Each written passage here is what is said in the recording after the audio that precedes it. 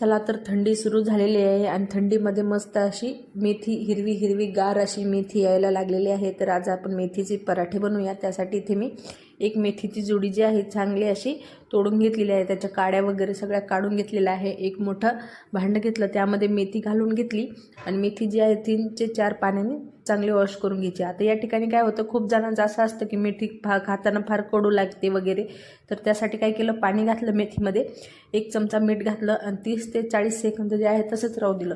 त्यानंतर छान अशी निथळून काढली आणि एक कापडामध्ये गुंडाळून घेतली। त्याने काय होईल, त्यातलं पाणी जे आहे छान असं निघून येईल। तर अशा पद्धतीने मेथी जी आहे आपली सुकलेली आहे आणि आता आपण याला बारीक कट करून घेऊया।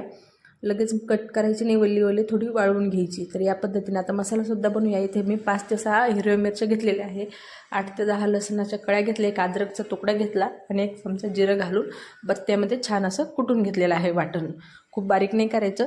आता इथे परात घेतली, यामध्ये 2-2.25 वाटी जे आहे गव्हाचं पीठ घातलं, त्याच वाटीने अर्धा वाटी बेसन पीठ घातलं आणि जे आपलं मिरचीचं मिश्रण होतं ते घातलं। त्यानंतर अर्धा चमचा हळद घातली, पाव चमचा हिंग घातलं, 1 चमचा मीठ घातलं। आता या ठिकाणी 1 चमचा ओवा घालूया। तर ओव्याने काय होतं, फ्लेवरसुद्धा छान येतो आणि पोटासाठी सुद्धा चांगला असतो। हातावर क्रश करून घातला। त्यानंतर 2 चमचे दुधाची मलाई घातलेली आहे। मलाईने काय होतं, छान असे टेस्ट येईल आणि आपले पराठे सॉफ्ट होतील। त्यानंतर चवीसाठी थोडीशी कोथिंबीर घातली आणि आपली जी मेथी आपण कट करून घेतलेली होती ती सुद्धा घालून घेतली। तर एकदा आपण काय करूया, सगळं मिक्स करूया। त्याने काय होईल, मलाईचं मेथीचं जे मॉइश्चर आहे पिठामध्ये आपल्याला कळेल किती पाणी घालायचं। थोडं पाणी घालून छान असं सॉफ्ट पीठ लावून घेतलेलं आहे। थोडं त्यावर तेल घातलं आणि या पद्धतीने मुठ मारून छान असं मसळून घेतलं आणि काही पराठे जे आहेत छान असे सॉफ्ट होतील। 10 मिनिट रेस्ट दिल्यावर परत एकदा मिक्स करून घेतलं। यातला छोटासा गोळा काढून घ्यायचा, गोल करायचा, कोरड्या पिठामध्ये थोडंसं डिप केलं आणि इथे मी पोळपाटावर अशा पद्धतीने थोडंसं लाटून घेतलं। आता यामध्ये थोडंसं तूप लावून याला त्रिकोणी आकार देऊन त्रिकोणी पराठा बनवायचा आहे।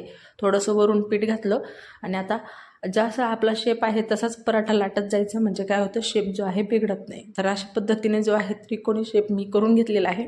तुम्ही हवं तर चौरस गोल तुमच्या पद्धतीने करू शकता, तुमची चॉईस आहे। इकडे तवा तापायला ठेवलेला आहे। तवा जो आहे खूप गरम नाही करायचा, त्यावर पराठा घातला आणि ज्यावेळेस पराठा असा हलतो त्यावेळेस गोल फिरतो, त्यावेळेस त्याची साईड बदलायची आणि छान असं वरून खालून तूप लावून जे आहे क्रिस्पी होईपर्यंत भाजून घेतलेला आहे। आणि अशा पद्धतीने जो आहे आपला मेथी पराठा तयार आहे। तुम्हाला मी उघडून दाखवते, लेअरसुद्धा दाखवते आणि आतला भागसुद्धा दाखवते। बघा तुम्ही, एकदम मऊ असा पराठा तयार आहे। या ठिकाणी मी गोल चौरस सगळे पराठे दाखवलेले आहे, त्यासाठी मी पूर्ण व्हिडिओ यूट्यूब चॅनल अपलोड केला आहे, जाऊन पाहू शकता।